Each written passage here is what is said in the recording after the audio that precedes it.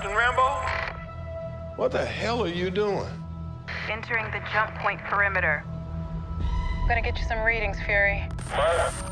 Hello? Monica! Hello?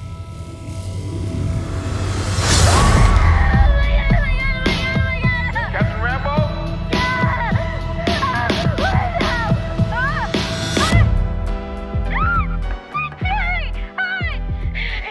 Is this an Avengers test? Where's Captain Rambeau?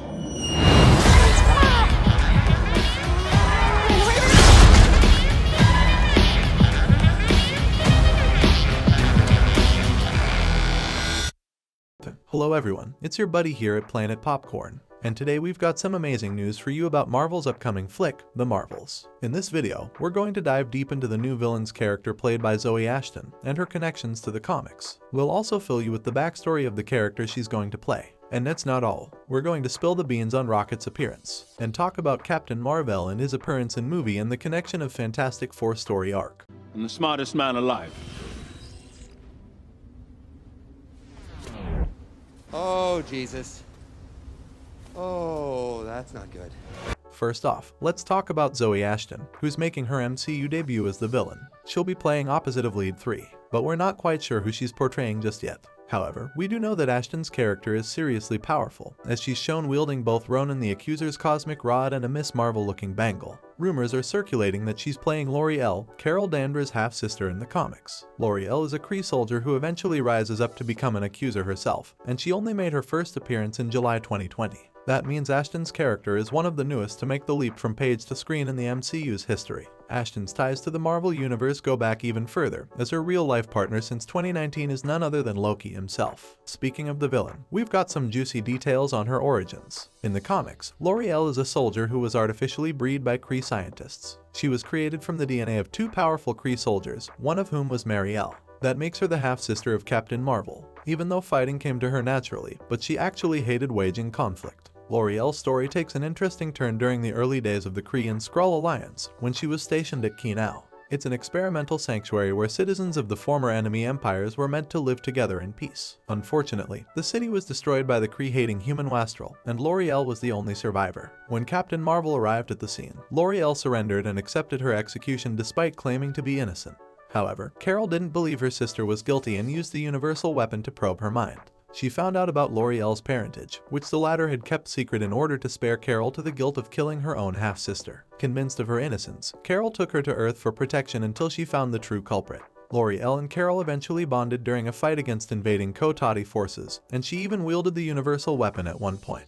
Her perfect harmonization with the hammer signaled her potential to become an Accuser herself. After defeating the Kotati, L'Oreal was appointed the new chief Accuser by Emperor Hulkling of the Kree and Skrull Alliance. Plus, did you catch that shot of Captain Marvel holding the Kree hammer that was previously held by L'Oreal? It's got me thinking, maybe she becomes the new Accuser in the movie, which would explain why she's holding the hammer. I mean, who knows? All we can do is sit tight and wait for the movie to drop so we can see what their plan is. Before we moving forward to our video, let me ask you this. Are you a fan of superheroes and anime? If so, we've got great news for you. Our online store has got you covered. We offer everything you need to express your fandom and take your love for superheroes and anime to the next level. From clothing and accessories to collectibles and more, we've got it all. Whether you're into Naruto, Dragon Ball, One Piece, or Marvel and DC Comics, we have a wide selection of products that will help you unleash your inner hero. Plus, by shopping with us, you'll be supporting a small business that's dedicated to providing high-quality products to fans all over the world. So what are you waiting for? Click the link in the description to start browsing our selection and find the perfect outfit to express your fandom.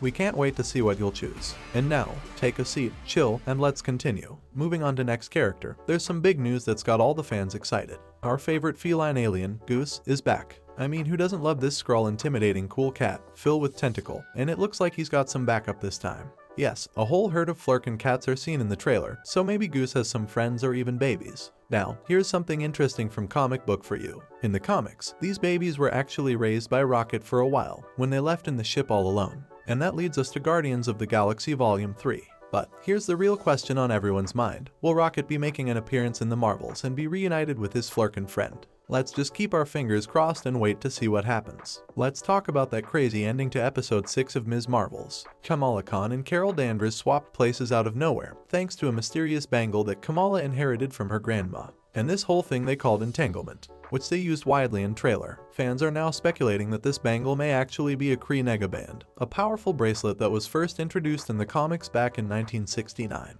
In the comics, the Nega Bands were given to the original Captain Marvel by the Kree, but they ended up trapping him in the negative zone. Later on, Rick Jones, a classic sidekick of the Hulk, found a matching pair of Nega Bands and formed an interdimensional link with Captain Marvel. That made them unable to exist in the same time and place. Whenever Rick banged the Nega Bands together, the two would instantly swap places. Now, based on the similarities between this comic book storyline and what we saw in the Marvels trailer, it seems likely that the MCU is drawing inspiration from this source material for Carol and Kamala's predicament. So what exactly is the negative zone? Well, it's a mysterious dimension that was first introduced in Fantastic Four number 51 in 1966. It's a place made entirely of antimatter and is home to a number of Marvel aliens. Adventures set in the negative zone led to the introduction of some major characters, and it's possible that we could see some of them in future Marvel movies or TV shows. And let's not forget about the Fantastic Four's close ties to the negative zone. We might even see this dimension playing a role in their upcoming movie. It's possible that Bleastar and Annihilus could be potential villains for the Fantastic Four to face off against.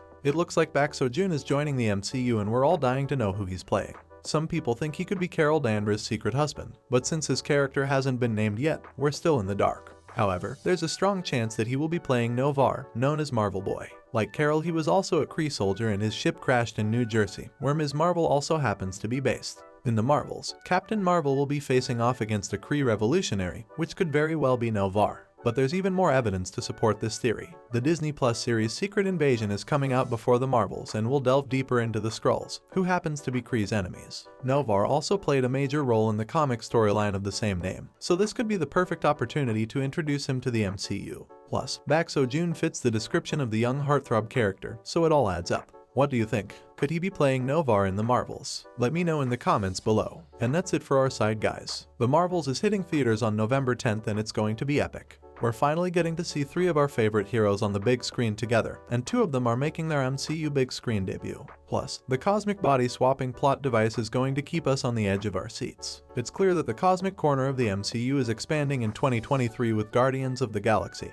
and this Captain Marvel sequel taking us to the furthest reaches of the universe. We can't wait to see what other surprises the MCU has in store for us in the coming years. Let me know your thoughts on all of this in the comments below, and don't forget to like and subscribe for more Marvel content.